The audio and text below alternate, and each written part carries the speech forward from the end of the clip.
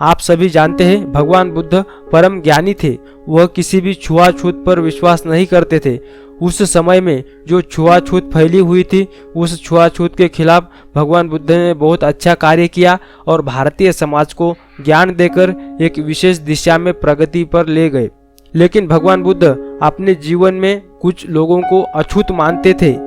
भगवान बुद्ध किसको अछूत मानते हैं, यह हम इस कहानी में देखने वाले हैं। एक समय की बात है, महात्मा बुद्ध प्रवचन सभा में आकर मौन बैठ गए। शिष्य समुदाय उनके इस मौन के कारण चिंतित हुए कि कहीं वे अस्वस्थ तो नहीं है या उन्हें कोई बीमारी वगैरह हो गई है, उनके शरीर में कुछ खराबी है, ऐसा उनके शिष्यों को लग रहा था। आखिर साहस करके एक शिष्य ने पूछ ही लिया कि हे भगवान, आप इस तरह मौन क्यों है। भगवान बुद्ध कुछ नहीं बोले तो दूसरे शिष्य ने फिर पूछा, गुरुदेव आप स्वस्थ तो है? फिर भी भगवान बुद्ध मौन ही रहे। इतने में बाहर से एक व्यक्ति ने जोर से पूछा, आज आपने मुझे धर्म सभा में आने की अनुमति क्यों नहीं दी? भगवान बुद्ध ने कोई उत्तर नहीं दिया और आंखें बंद करके वह ध्यान मग्न हो गए। वह बाहर खड़ा व्यक्ति और जोर से बोला, मुझे धर्म सभा में क्यों नहीं आने दिया जा रहा है? धर्म सभा में बैठे बुद्ध के शिष्यों में से एक ने उसका समर्थन करते हुए कहा कि हे भगवान, उसे धर्म सभा में आने की अनुमति प्रदान कीजिए। महात्मा बुद्ध ने धीरे से आंखें खोली और अपने दिव्य वाणी से बोले, नहीं, उसे अनुमति नहीं दी जा सकती क्योंकि वह अछूत है।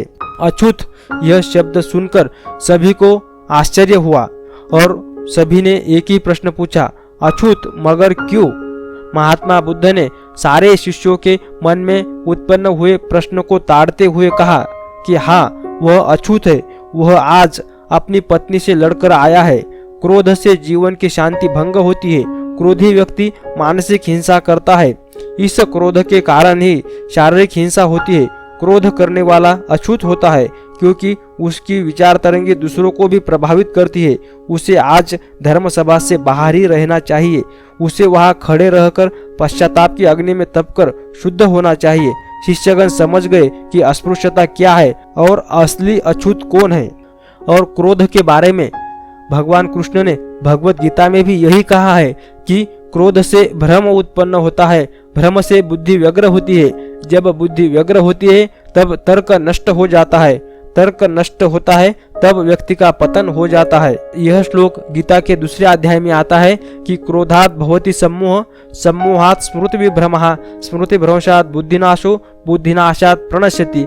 मतलब क्रोध से ही मनुष्य का पतन हो जाता है। अतएव दोस्तों, अगर हमें जीवन में प्रगति करनी है तो भगवान बुद्ध और भगवान कृष्ण ने दिया हुआ यह क्रोध से मुक्ति का संदेश हमें अवश्य जीवन में अपनाना चाहिए। बुद्ध कहते हैं कि अगर हमें रिश्तों में सुधार लाना है और जीवन में प्रगति करनी है तो क्रोध से हमें दूरी अवश्य करनी चाहिए। अगर आपको जीवन में प्रगति करनी है और क्रोध से मुक्ति पानी है तो भगवान बुद्ध द्वारा कहा गया विपश्यना ध्यान साधना हमें अवश्य करनी चाहिए। अगर आपको यह कहानी पसंद आती है तो इस कहानी को लाइक करें और इस चैनल को सब्सक्राइब जरूर करें। धन्यवाद।